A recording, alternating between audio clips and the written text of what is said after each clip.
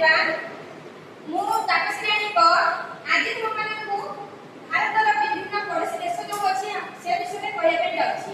ତୁମେମାନେ ମଧ୍ୟ ଏଇଟାକୁ ଜାଣିଲେ ପଡ଼ୋଶୀ ଦେଶ ଗୁଡ଼ିକୁ ଭଲ ଭାବରେ ଜାଣିଲେ ତୁମେ ଜାଣିପାରିବ ଆମର ପଡ଼ୋଶୀ ଦେଶ କୋଉଗୁଡ଼ିକ। ତେଣୁ ଆଜି ଆମେ ଏଇଠି ଦେଖିଥିବା ଭାରତର ମାନଚିତ୍ରରେ ଅଛି। ସେଇ ଭାରତ ମାନଚିତ୍ରରେ ପଡ଼ୋଶୀ ଦେଶ କହିଲେ କଣ ନା ଚାରି କୋଣରେ ଯୋଉମାନେ ଅଛନ୍ତି କିଛି ଦେଶ ସ୍ଥଳ ଭାଗରୁ ହେଇଯାଇଛି ଏଗୁଡ଼ାକ ସ୍ଥଳ ଭାଗ ଆଉ କିଛି ଦେଶ କଣ ଅଛି ଜଳ ଭାଗରେ ଅଛି। ତ ଆମେ ସେଇ ପଡ଼ୋଶୀ ଦେଶଗୁଡ଼ିକୁ ଜାଣିବା ଏବଂ ତୁମେମାନେ ଜାଣିଛ ମାନଚିତ୍ରର କୋଉଟା କୋଉ ଦିଗ ଏଇଠି ମଧ୍ୟ ତାର ସାଇନ୍ ଅଛି। ଏଇଟା ହେଲା ନର୍ଥ ଏଇଟା ହେଲା ସାଉଥ ଏଇଟା ହେଲା ଇଷ୍ଟ ଏଇଟା ହେଲା ୱେଷ୍ଟ। ତ ଆମେ ପ୍ରଥମେ ୱେଷ୍ଟ ଆରମ୍ଭ କରିବା।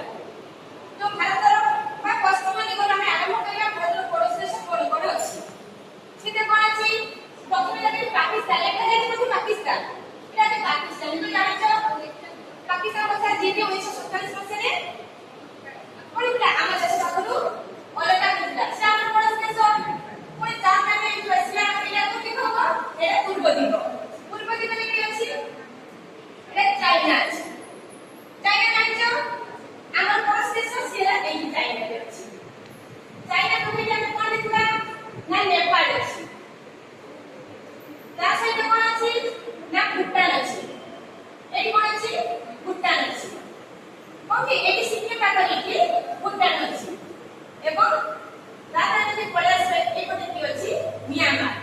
ଏଟା କୋଉ ଦିଗରେ ପହଞ୍ଚିଲେ ଆମେ ପୂର୍ବରେ ପହଞ୍ଚିଲେ। ପଶ୍ଚିମରୁ ଆରମ୍ଭ କରି ଆମେ ପୂର୍ବରେ ପହଞ୍ଚିଲେ ଯାହାକି ସ୍ଥଳ ଭାଗରେ ଥିବା ଦେଶଗୁଡ଼ିକୁ ଆମେ ଜାଣିଗଲେ।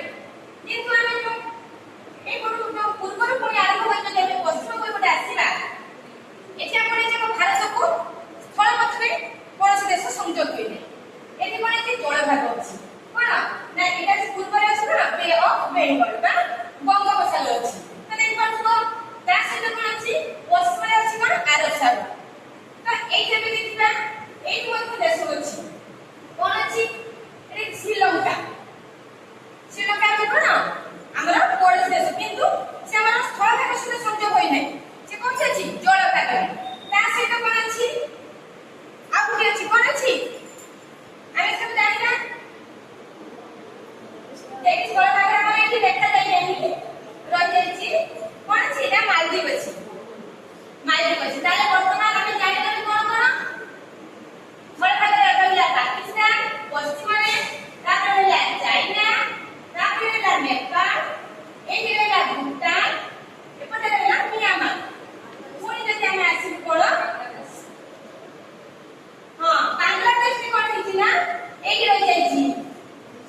ଯେ କି କଣ ହେଇଥିଲା ଦେଖିବ ବାଂଲାଦେଶ ଯାହାକି ସବୁଠାରୁ ଅଧିକ ସ୍ଥଳ ଭାଗ ସେ ଆମ ଭାରତ ସହିତ ସେୟାର କରୁଛି କିଏ ବାଂଲାଦେଶ। ଏଇଠି ବାଂଲାଦେଶ ତାହେଲେ କଣ କଣ ହେଲା ପାକିସ୍ତାନ ଚାଇନା ନେପାଳ ଭୁଟାନ ମିଆଁମାର ବାଂଲାଦେଶ।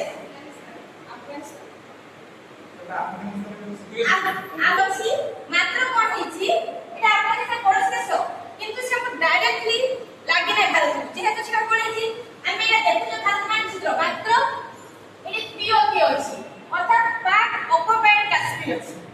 ସେ କଣ ହେଇଛି ନା ଏଟା ଆମର ପାକ୍ ଅଧିକୃତ କାଶ୍ମୀର ସହିତ ଆଫଗାନିସ୍ତାନ ଲାଗିଛି। ଆଉ ଆମ ଦେଶ କଣ ହେଇଛି ନା ଆମେ ଦେଖିଲେ ଏଟା ଆମର କିନ୍ତୁ ସେଟା ପାକିସ୍ତାନ ଅଣ୍ଡରରେ ଥିବା ଯୋଗୁ ତଥାପି ଆମେ ଯେହେତୁ ସାର୍ବଭୌମତାକୁ ରକ୍ଷା କରୁଛେ ତେଣୁ ଆଫଗାନିସ୍ତାନ ମଧ୍ୟ ଗୋଟେ ଆମର ପଡ଼ୋଶୀ ଦେଶ।